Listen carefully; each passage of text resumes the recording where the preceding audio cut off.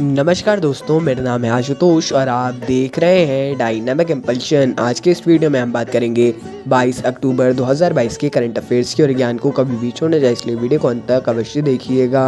और हाँ, आप सभी को धनतेरस की बहुत बहुत शुभकामनाएं। और हाँ, लेकिन एक सुन लीजिए कि आज मेरी तबीयत बहुत ज़्यादा ठीक नहीं है, बहुत खांसी वगैरह चल रही है, खांसी वगैरह है, इसलिए यदि वीडियो में ऐसा कुछ भी नॉइस आता है तो मैं माफ़ी चाहूँगा उसके लिए। तो चलिए शुरू करते हैं सबसे पहली जानकारी के साथ।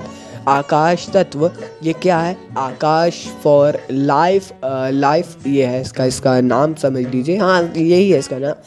इस पर पहला सम्मेलन 5 नवंबर से 7 नवंबर 2022 तक देहरादून में आयोजित किया जाएगा, ऐसी घोषणा कर दी है ना। ये क्या है? तो ये देहरादून कॉन्क्लेव के दौरान इसमें 35 प्रख्यात वक्ता आकाश तत्व के विभिन्न आयामों पर अपने विचार को साझा करेंगे।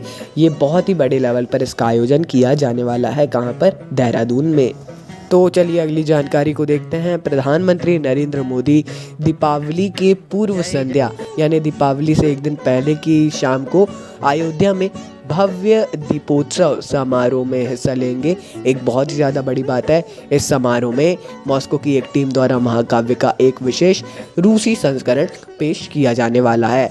ये रामायण का एक बहुत ही बड़ा संस्करण होने वाला है, जो कि बहुत से देशों में दिखाया जा चुका है। अब भारत में प्रधानमंत्री नरेंद्र मोदी के सामने भी इसको पेश किया जाएगा। चलिए आइए अगली जानकारी की ओर बढ़ते हैं। ब्रिटेन की प्रधानमंत्री लिज ट्रस ने अपनी नियुक्ति के 6 सप्ताह के बाद ही अपने पद से इस्तीफा दे दिया।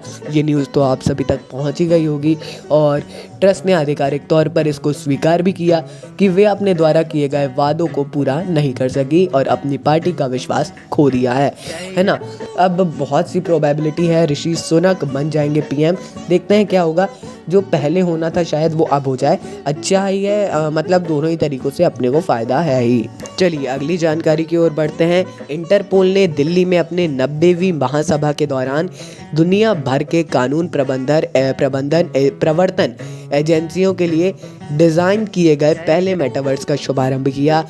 ये भारत के लिए एक बड़ी बात है कि इंटरपोल ने दिल्ली में इसका शुभारंभ किया है और इंटरपोल ने इस मेटावर्स के लिए वर्ल्ड इकोनॉमिक फोरम के साथ पार्टनरशिप भी की है। बाकी ये बहुत ही ज़्यादा इंपॉर्टेंट क्वेश्चन है, आप सभी लोग इसके बारे में अवश्य पढ़िएगा, अवश्य देखिएगा इसको और इंटरपोल के बारे में भी देख सकते हैं। चलिए अगली जानकारी की ओर बढ़ते हैं। शिक्षा मंत्रालय 16 नवंबर 2022 से वाराणसी में 1 महीने तक चलने वाले यानी 16 नवंबर से 16 दिसंबर तक के चलेगा कार्यक्रम काशी तमिल संगमम का आयोजन करेगा।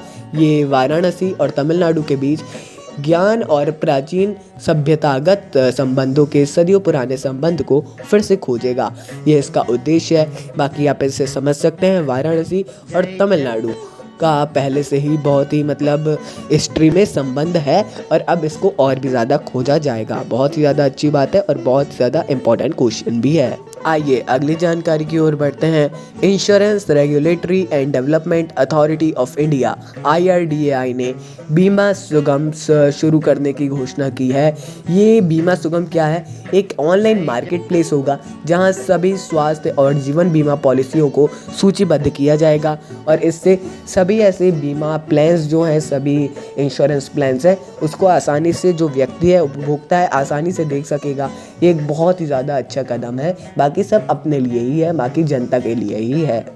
चलिए अंतिम जानकारी की ओर बढ़ते हैं। कर्नाटक मंत्रिमंडल ने अनुसूचित जाति समुदाय के लिए आरक्षण को 15% से बढ़ाकर 17% और अनुसूचित जनजाति समुदाय के लिए 3% से बढ़ाकर 7% तक आरक्षण कर दिया है। ये एक बहुत ही इम्पॉर्टेंट न्यूज़ है और जो राज्य ऐसा करते हैं उनकी आपको जानकारी अवश्य ही होना चाहिए। बाकी आरक्षण के लिए आपका क्या ओपिनियन है कमेंट में अवश्य बताइएगा। हमेशा डिबेट चलती रहेंगी, अपना ओपिनियन अवश्य रखिए। बाकी हाँ, ये इन सब की जानकारी भी अच्छे से रखिए। तो दोस्तों, ये अंतिम जानकारी थी। एक बार फिर मैं माफ़ी चाहूँगा यदि कुछ भी नॉइस हुई हो, आपको परेशानी हुई हो। तो मिलते हैं अगले वीडियो में। नमस्कार, डायनामिक इम्पल्शन।